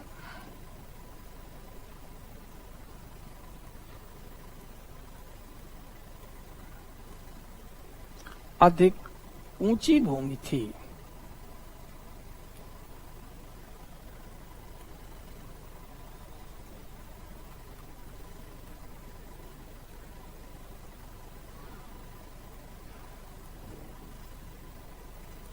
It was more higher in the beginning। ये कब? जब पूरा गोंडवाना एक साथ था, उस समय ये बहुत ऊंची भूमि थी। It was more higher in the beginning. तो प्री कैम्ब्रियन पीरियड तक, यानी कि जीवन की उत्पत्ति हुई या उसके ठीक पहले, यह एक ऊंची भूमि थी। आज घिस गई है और इसके चारों ओर की भूमियां अधिक ऊंची प्रतीत होती है।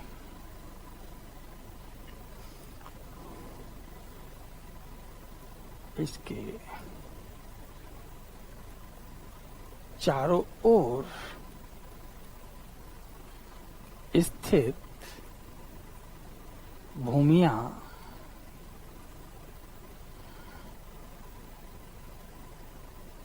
आज अधिक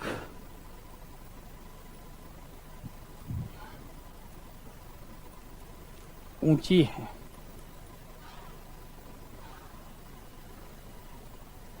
The land surrounding the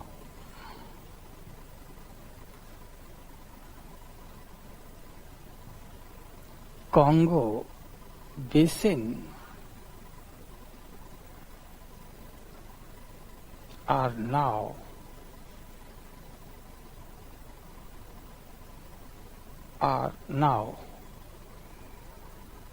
of greater height। इनकी अधिक ऊंचाई है। यानी अगर हम इलाके की बात करें तो ऐसे कुछ पहाड़ियां सी होंगी। ये कांगो बेसिन होगी। लेकिन अगर हम इसके चारों ओर जाएं तो हमें ये ऐसी ऊंची पहाड़ियां दिखाई देंगी।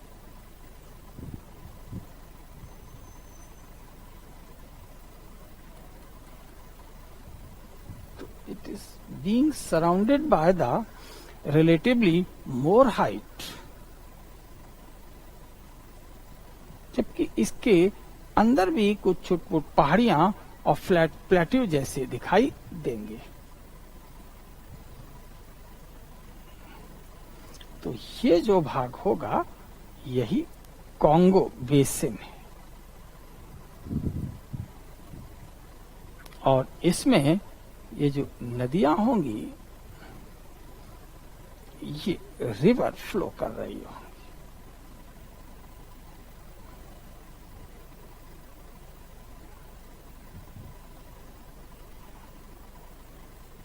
कांगो और उसकी सहायक नदियां, इसलिए इसे हम कांगो बेसिन कहेंगे।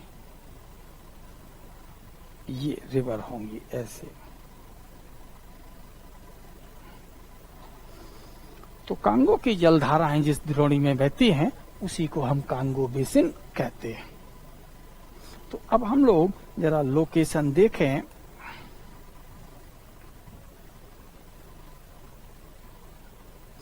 ये है तो अफ्रीका महाद्वीप के बीचों बीच यानी इक्वेटर पर ये स्थित है।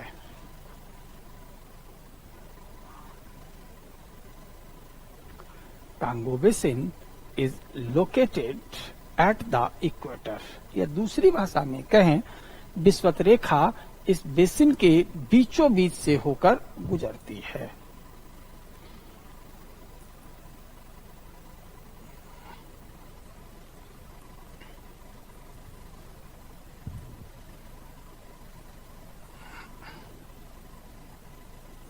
इस द्रोणी कौन सी है? कांगो या जायरे द्रोणी के बीच से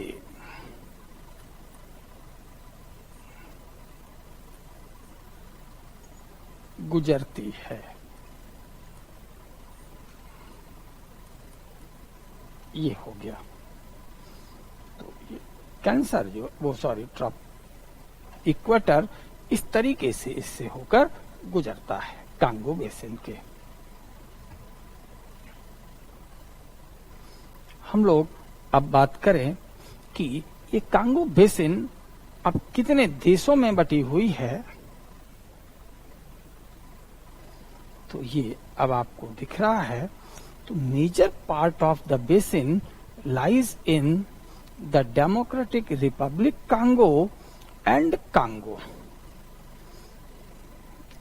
लिख लेते हैं, चले देख लें आप लोग। यही है, यही बेसिन है। तो इसका जो अधिकांश भाग है वो डेमोक्रेटिक रिपब्लिक ऑफ कांगो और कांगो, ये छोटा कांगो देश है, ये बड़ा कांगो देश है, में उपस्थित है। तो equator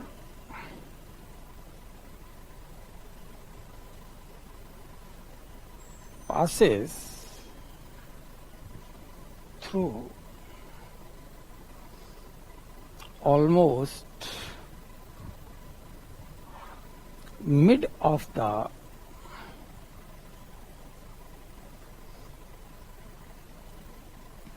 Congo basin.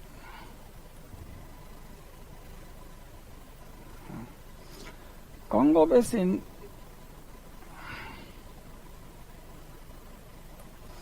is shared by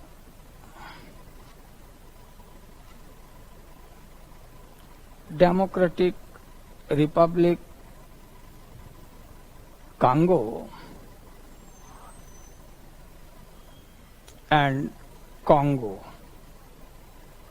एक कॉन्गो बहुत छोटा है, एक कॉन्गो बड़ा है। बड़ा कांगो और छोटा कांगो में बटा हुआ है ये द्रोणी।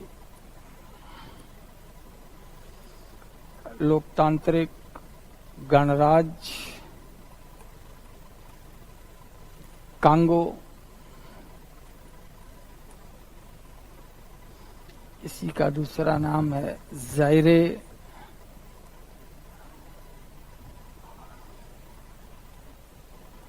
तथा कांगो में बटा हुआ है।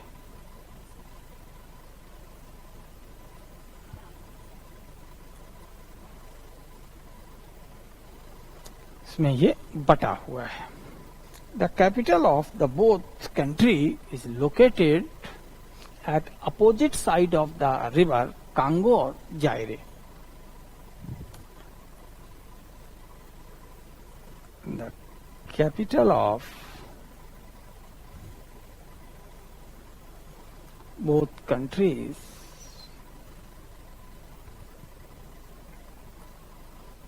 are located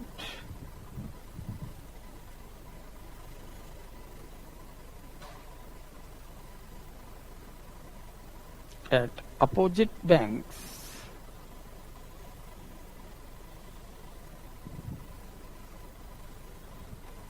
of the river Congo, जायरे। तो कांगो को जायरे नदी भी कहते हैं। तो जायरे नदी या कांगो नदी के विपरीत तटों पर दोनों देशों की राजधानियां हैं, यही है। तो नॉर्थ कोस्ट पर Brazzaville of Congo capital and southern shore पर Kinshasa the capital of DRC means Zaire is located. तो बड़े देश का नाम जायरे भी है।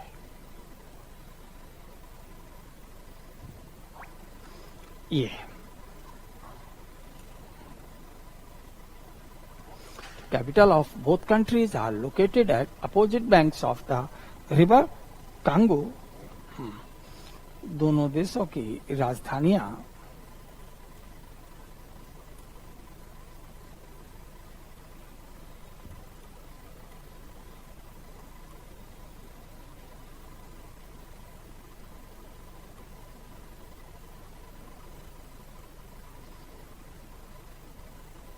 कांगो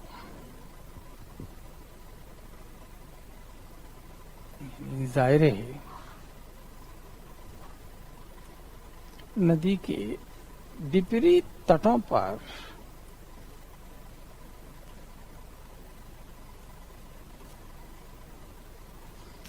अवस्थित है।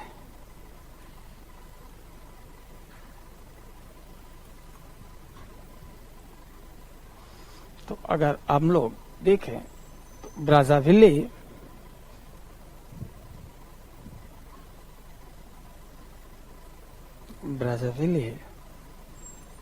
ये हो गया किसकी कैपिटल?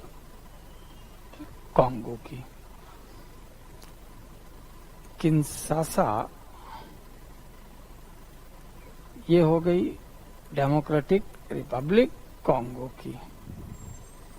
और डेमोक्रेटिक रिपब्लिक कांगो को ही लोग ज़ायरे कहते हैं या जायरे कहते हैं।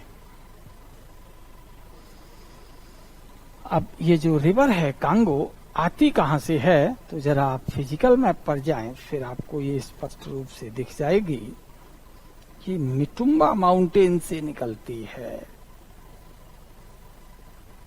ये river.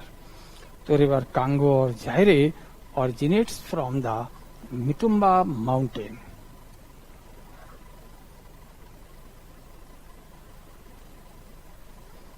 Congo / Zaire River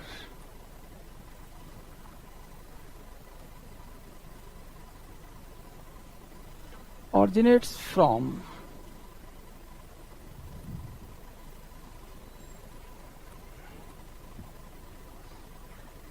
मिटुम्बा mountains. और मिटुम्बा माउंटेन्स आप लोगों ने पढ़ रखे हैं, बताए थे, ब्लॉक माउंटेन है, अफ्रीका के खंड पर्वत है। मिटुम्बा माउंटेन्स ऑफ जायरे और कांगो, वही देश का नाम, वही नदी का नाम, जायरे और कांगो। तो जायरे या कांगो देश में ये मिटुम्बा पर्वत से निकलती है। यानी अगर हम थोड़ा सा मैप यहाँ पर बनाएं तो डायग्राम ये हुआ, ये मिटुम्बा माउंटेन्स हैं। अब मिटुम्बा माउंटेन से ये रिवर चलती है, ऐसे ये रिवर चलती है और इधर जाके इसे अटलांटिक कोस्ट पर जाके गिरना है। इधर अटलांटिक ओशन है।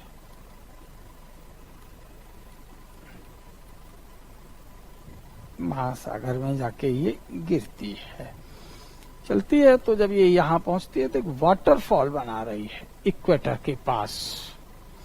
अब इस वाटरफॉल को आप ढूंढें जरा। यहां पर जाएंगे तो ब्राज़ाविले मिलेगा और यहां जाएंगे तो किंशासा मिलेगा। तो this is what the city Brazzaville and this is the city Kinshasa. ये तो ब्राज़ाविले और किंशासा नदी के अपोजिट बैंक पर हैं। तो नॉर्दर्न बैंक पर ब्राज़ाविले है तो सदर्न बैंक पर किंशासा है। यहाँ गए तो एक वाटरफॉल हमको दिखाई देता है। वाटरफॉल को आप लोग ढूंढ लें, हम जूम कर देते हैं, आसानी से जूम दिख जाएगा। ये यहां पर है ये waterfall Stanley fall. Name is Stanley. कहीं कहीं इस पर लिखा होगा डोडोमा फॉल्स। तो स्टैनले और डोडोमा फॉल्स ये भी नाम है, बिल्कुल very close to the equator. Note down.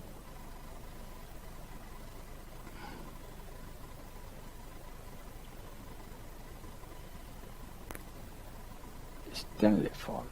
और ये जो एरो है ये डायरेक्शन ऑफ फ्लो को दिखा रहा है कि नदी कैसे घूमती है।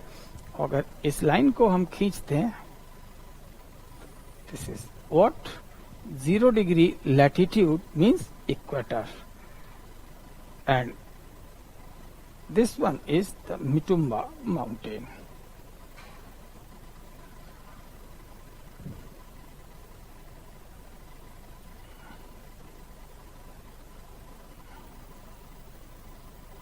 और हम लोग जिस एरिया को पढ़ रहे थे, जो हमारा टॉपिक था,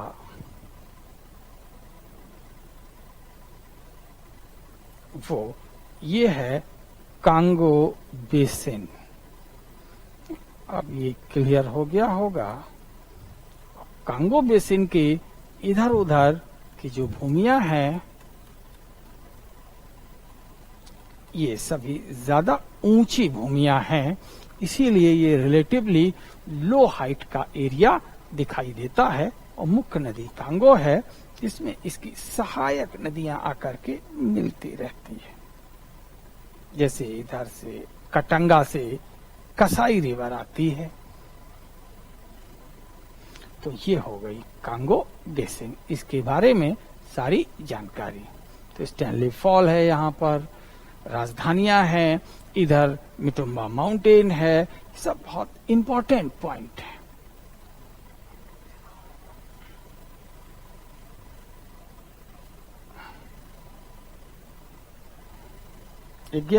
Now come to the point. Stanley Reservoir is located.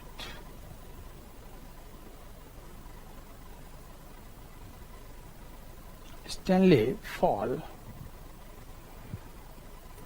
is located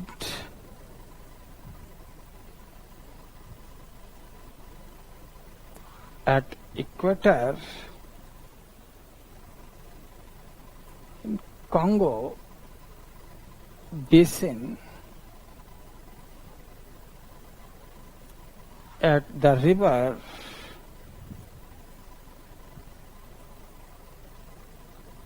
जायरे और कांगो। तो जायरे या कांगो नदी पर विषुवत रेखा के निकट ये स्टैनले जलप्रपात है।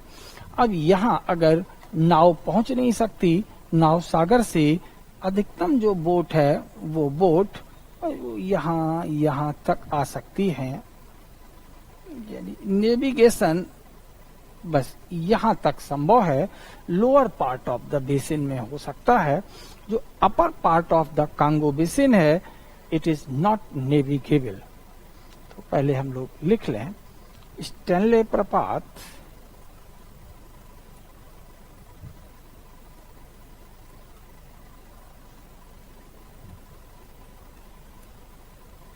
कांगो द्रोणी में विषुवत रेखा के निकट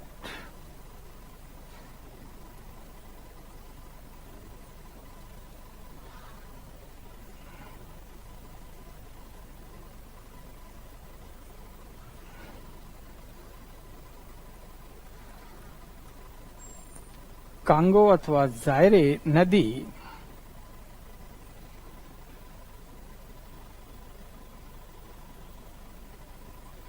पर स्थित है। ये हो गया। अब बात आती है तो river Congo is not navigable in its upper basin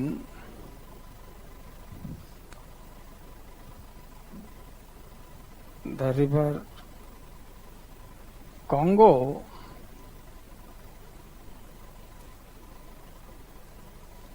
not navigable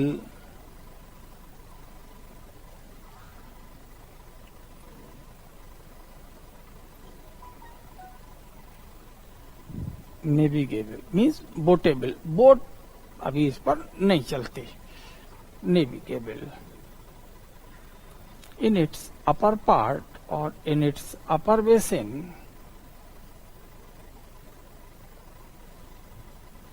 तो सागर के किनारे और वहां थोड़ा बहुत नौकाएं चल फिर लेती हैं, लेकिन अंदर जहां वाटरफॉल वगैरह है वहां नौकाएं नहीं चलती। Not navigable in its upper basin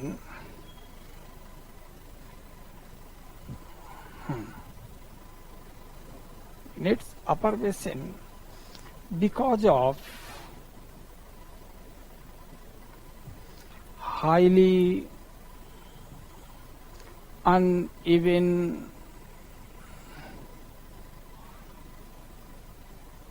river bed, क्योंकि जो नदी का तल है वो बहुत ऊंचा नीचा है। कांगो नदी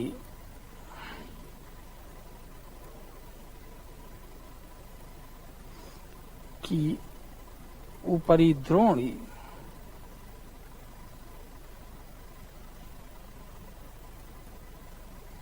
नौकाओं के लिए उपयुक्त नहीं है। द्रोणी नौगम में नहीं है, क्योंकि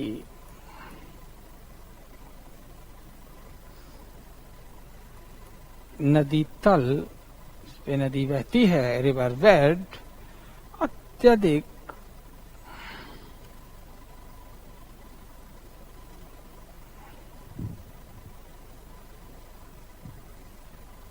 ऊंची नीची है, उबड़ खाबड़ है।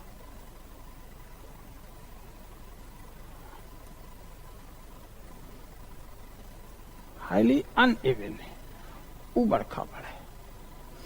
तो अब यहाँ जो यूरोप से इंड्यूस्ड या कॉलोनाइज्ड डेवलपमेंट है, जिसे हम औपनिवेशिक विकास कहते हैं, उसकी संभावना नगण्य हो जाती है।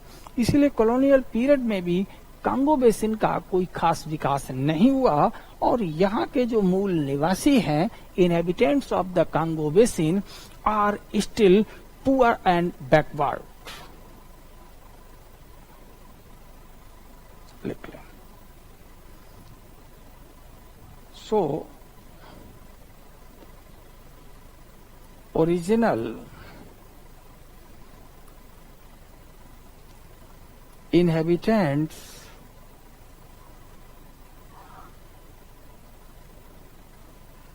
of the Congo Basin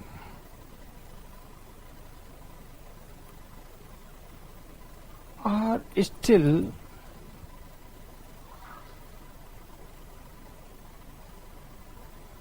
poor and backward। तो अभी भी यहाँ के जो मूल निवासी हैं वो गरीब और पिछड़े हैं, क्योंकि शेष दुनिया से इनका संपर्क कम है। As they have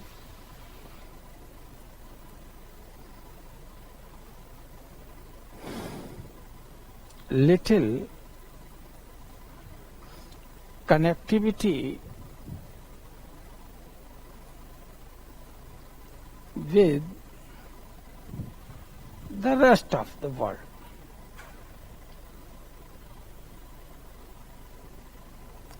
तो शेष दुनिया से इनका लेना देना नहीं है।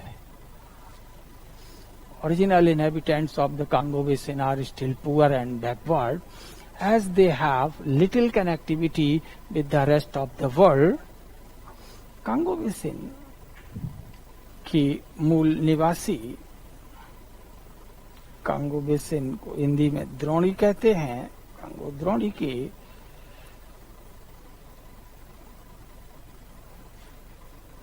मूल निवासी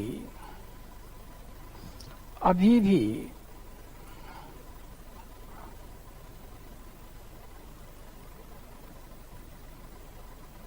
विपन्न तथा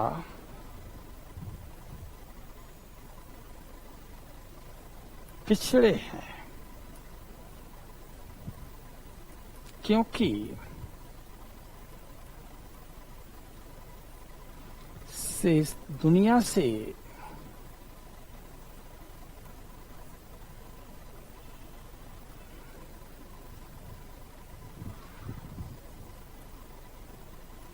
इनका संपर्क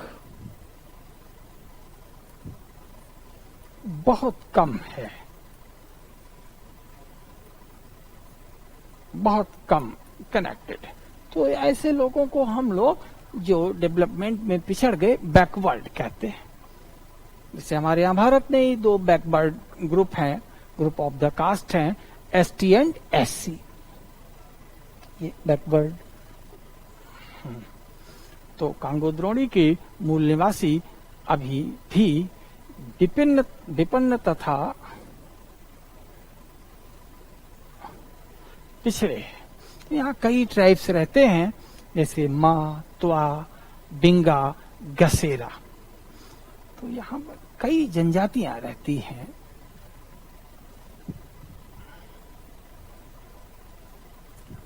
ये यहाँ अगर हम लोग जाएं तो हमें दिखाई पड़ेंगे मा, MA, त्वा,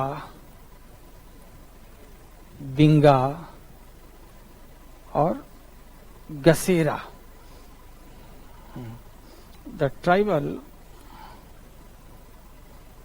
groups of basin are, कौन कौन है इस द्रोणी के ट्राइबल समुदाय? मा, त्वा, ये नाम है उनके, एक का नाम मा तो दूसरे का नाम त्वा। बिंगा, ये सुना भी होगा, और इधर कटंगा प्लेटी तक पहुंच जाते हैं गसेरा। तो ये उत्तर से दक्षिण की ओर है, ये क्रम है साउथ की ओर, और ये रिवर है कांगो। तो कांगो नदी में ये इक्वेटर के पास से ऐसे चलते हैं। तो यही कांगो नदी यहाँ साफ साफ दिख रहा है, इक्वेटर को कितने बार काट रही है, एक बार इधर जाने में और एक बार इधर जाने में। और इसमें मा, त्वा, बिंगा, गसेरा जैसी जनजातियां रहती हैं। तो हम लोगों ने इतने बेसिन्स पढ़ लिए, बाकी जो हाईलैंड्स अफ्रीका के हैं इस पर हम लोग कल बात करेंगे। आज काफी इंपॉर्टेंट पॉइंट भी हुए। अब ये पूरा मैप स्टडी अभी हम लोगों को प्रीलिम्स में मदद कर रहा है, लेकिन जब इकोनॉमिक बेल्ट की बात करेंगे, resource region of the world की बात करेंगे, तब फिर हमें ये मेंस में बहुत काम करेगा, क्योंकि हमारा मैप तैयार है। और इधर जैसे ही हम लोग क्लाइमेटोलॉजी पर बात करेंगे तो जलवायु और वनस्पति पढ़ने में कहाँ स्थान ऊंचा हो गया, कहाँ नीचा हो गया, तब ये हमारी मदद करेंगे। तो आज के लिए इतना काफी। So for today it is enough, and we will discuss the few next chapter in the next class. So thank you to listen me. That's all right.